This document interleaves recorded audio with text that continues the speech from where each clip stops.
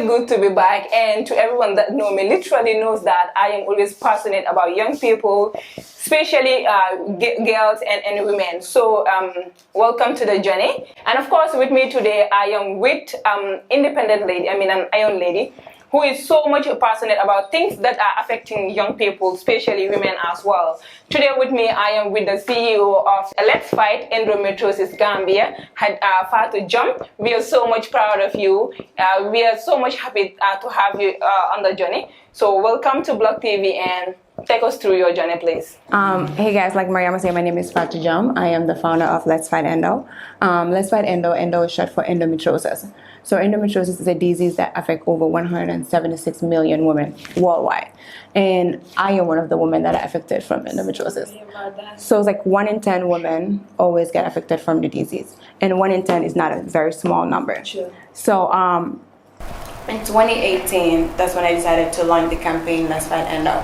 In March 6th of this year, we have the walk with the First Lady, SFL, and also Minister of Health. Yeah. So that we can launch the campaign and educate the women here in the Gambia and also the men as well to know about endometriosis. Because there's so many diseases out here that we don't know about. Sure. Especially endometriosis. It was something that I didn't know. So when I get diagnosed with endometriosis at the age of, in 2011. How do you get to know like you are a victim? That's the thing. I was having a menstruation cramp. Okay. So with endometriosis, the pain is very common to menstrual cramp. So when I start seeing my period, I start having very heavy period, and also my stomach started hurting me really bad. I started having back pains, and also I was constipated a lot. Okay. And my legs was just shaky. So I didn't know what was going on. So I was going in and out of hospital for 8 years until I get married, and I was trying to have a kid. And I wasn't able to get pregnant. I was like, okay, what's going on? So, and my doctor was sick and tired of me just going in and out of hospital for so many years. And after 8 years, they did a surgery called laparoscopic surgery. And the laparoscopic surgery is when they put like 3 cameras inside you and also to figure out what's going on. So that's when the doctor diagnosed me with endometriosis. So it's kind of difficult for the doctor to just know that you have endometriosis. They have to do the laparoscopic surgery first. So I did one in 2011, and I also did one in 2019. So the reason I did the second one is because my pain was still getting worse. And there's 4 stages. So when I did a research about the disease, that's when I find out that endometriosis have all the way to 4 stage. So when I was like, you know what, I don't know what stage I'm in. Like I need to figure out what stage I'm in. So when I find a female doctor who is very well educated about endometriosis, she was the one that told me, okay, since you get married and you're trying to get pregnant, we need to know why you're not getting pregnant. And we already know you have endometriosis. And that's like a leading cause of infertility, because endometriosis can block your fallopian tube. It can destroy your uterus. So when I did the second surgery, that's when I found out that I'm stage 3. And I was like, oh wow, this is not a joke, like seriously. And then I also find out that one of my fallopian tube is blocked. So, and my doctor was like, well, it's fine. Your second fallopian tube is still open. You can still get pregnant, but we need to know, we need to do an ultrasound to make sure that when you get pregnant, it's the right pregnancy, So that's when I found out in 2011, 2019. Then later, during my journey, in Africa, the culture is like, it's a taboo. You don't talk about anything that goes on. Sure. Like you keep it as a family, like you just keep it private. So one day I was just on Facebook. I was like, let me just write this. So I was like, my life with endometriosis. That's all I said. And I have a couple of Gambians that reach out to me. Like, wow. No, they actually sent me a message. Okay. Say, hey, sister Manda, I knew you a long time ago back in Gambia. I also have endometriosis. Her name is Penda Yai. Okay. She's the country rep of Let's Fight Endo. So when I found out Penda have endometriosis and I have it myself, so we start to seek counsel from each other. So we talk to each other. She would call me, and she was also going through, she was married, so she was married, but she was also going through issues with her marriage because she couldn't get pregnant.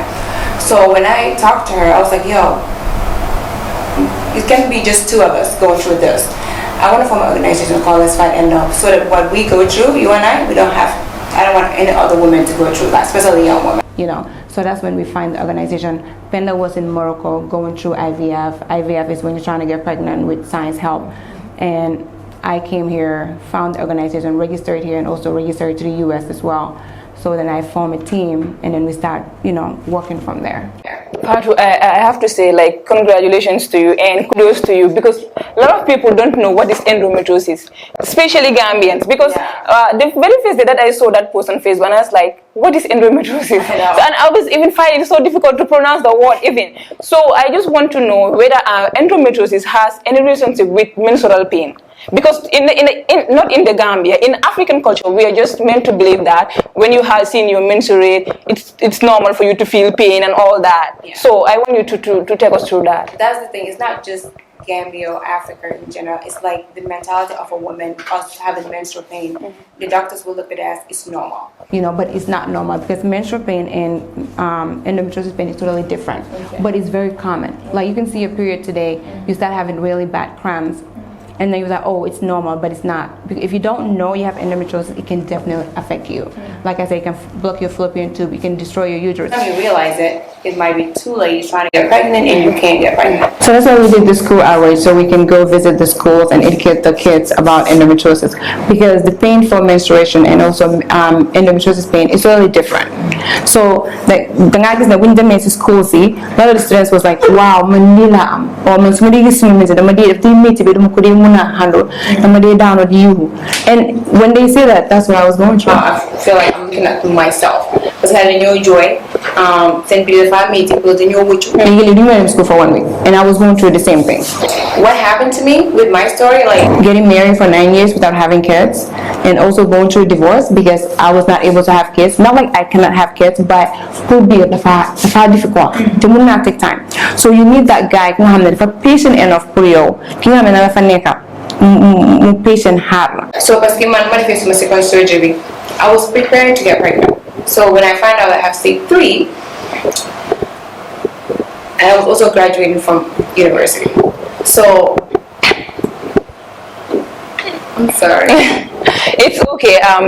Man sama ngi bëggoon pour ñu ton ko ci Wolof, because endometriosis it is something loo xamante mu ngi sonal askan wi te ñu bëri comme nu ma ko waxee si English bi ñu bëri understand wuñ ko ba pare nit yi like man dama confuse dama fa ne comme endometriosis ak menstrual pain dafa am contract, because janxa yu bëri léegi su ñoo am seen menstruation ñoo ne ndigga bu métti and all that.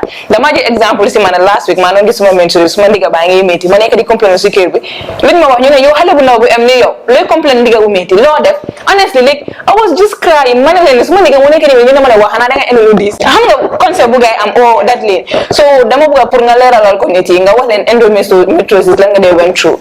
Endometriosis mooy nga xam ne nekk comme from some is a period okay period like come yours for example why do you nekk lool so am a period mun nga am ndiga bu metti sa tanka bi dina metti mun nga home mun nga constipated mun nga am pain during sex comme so itala sa jikar ni muy metti mun nga ñaaka dem si restroom ni dem kama for like several days lu daf ko dee def o mun nga am diarrhea so di nga am ndiga bu metti dafa dee daal so da nga gis ne comme yo noko waxe so bi si ñu ne muñal so see dina je fekk ci da nga see affaire si mu gën a worse yow by the time nga realize ko su ñu bi see fekk endometriosis yaaxal na la lu bari sa jurukaay bi yaaxal na ko fallopian tube bi fu sperme bi war a jaar fu dem si egg bi yaaxal na la ko xam nga fekk xamuñ suñ yaay ñu muñ rek xam nga ñun jigéen lañ so pain bu jigéen di en rek da ngaa digga ñu ne normal fekk normal so da ngaa gis ne man endometriosis tas na suma sëy xam nga tas na sëy penda ñaaka am doom tas na keneen ak keneen ku ñu ooyee seeni moom tamit parce que suñu African culture bi moo nekk loo xam ne soo sëyee amuloo doom rek dina di xoolee asa yow duma nga o yaa indi ay gaaf si kër bi buuroo jura si comme mënuloo am doom so first thing li ñu ne dama takkal ko siit xam nga yow su fekkee da nga nopp si jabar da nga ko takkal ngir yàlla da nga ko nopp ngir yàlla affaire am doom taxut ñaan ngir tas for example ma jëla man suma story man bu ma diagnosed with endometriosis I was going through a lot of pain. Some days I can't even walk, I can't even go to school or even go to do anything. Dama stay kid for a whole week. Di joy. Duma mëna jóg duma mëna def dara. Hidden pala yete ko suma biir. Tuma ndiga bi di ma metti. So bu ma nekkee college ma binda story about endometriosis. Suma professor mu read ko. Mu ko read daf ma oo si pet mu ne ma come here. You have endometriosis. Ma ne ko yeah. Mu ne ma ne moom tam am na. Kooku moo ñu mag. Moo suma yaay ñoo nekk ma oo ma mag suma yaay. So sila ma ne moom am na about 10 miscarriages. Munta stay, munta kon dafay concept why they am miscarriage. Then ma did a video before mu ñëw benn jigéen moom tam mu ne am na endometriosis waaye nga dama mi premature yamari xale yaa fa waaye 5 months ak xale yi judd so man awma doom maa ngi def second surgery they find out if I'm stage 4 or stage 3 or just to know so ma find out ne I'm stage 3 which is close to the worst ba pare suma benn Philippine to be mu ngi block maa ngi prepare pour am doom suma jëkkër mu ñëw Gambia mu dafa ñëw def business ma ne ko ok dama def business by time nga ñëw dafa fekk man def naa suma second surgery ba pare di la xaar so bu ma defee suma surgery bi that's in May moom mu ngi Gambia mu ne mu ngi def business then next thing you know rek maa ngi am fashion shows time mu ngi record ba sax rek suma phone bi ring last year yeah suma phone bi ring backstage mu ngi ring suma cousin mu ma ko rek mu ma kii lu ma ko le maa ngi busy su ma answer téléphone bi mu ne ma hey ma ne ko yow maa ngi busy yow mu ne ma ne sa jëkkër dafa am jabar ma ne ko déedéet dangaa caaxaan mu ne ma kañ investiguer sa jëkkër dafa am jabar man ko ma suma jëkkër du am jabar suma mbokki jëkkër sax duñ def loolu because lu ma leen taxawal no even though gars xamuñ endometriosis suma jëkkër xam na sabay boo daa mi fa nekk xam nañ ne kii di go through pain xam nañ ne kii mu ngi am endometriosis xam nañ ne kii bugg naa am doom ñaaka am doom bi rek stress la depress la si man exactly plus yow maa ngi go through that depression that stress knowing that maa ngi bugg a jox suma jëkkër doom maa ngi try everything possible def naa IUI def naa IVF spend naa over $20,000 everything he was aware of everything he knows dañu mën a ànd si clinic bi together so in order to do the IVF or IUI dañu génne sa sperme bi jëkkër bi ñu dugal ko si yow we did all that we pay all that money just naka bés boobu how do you feel like that very day boo déggee ne sa jëkkër uti na jabar te maybe tamit sax comme I am sorry to say just be strong and don't just be strong xam nga ñëpp xam nañ ne du dee nekk suñ coobere like nga sëy amuloo doom waaye sometimes sax du dee nekk sa si jëkkër bi yow wax nga ne sa jëkkër understand na te da ngeen a dem si clinic and all that perhaps sa siblings yi ñu la dee force dama def lii dama nga def lii so how do you feel even though you marry your wife because you love that woman. You marry your wife and you stand there, you say for better, for worse, for sickness and to health, right? So if I'm going through something, I expect you to be there for me.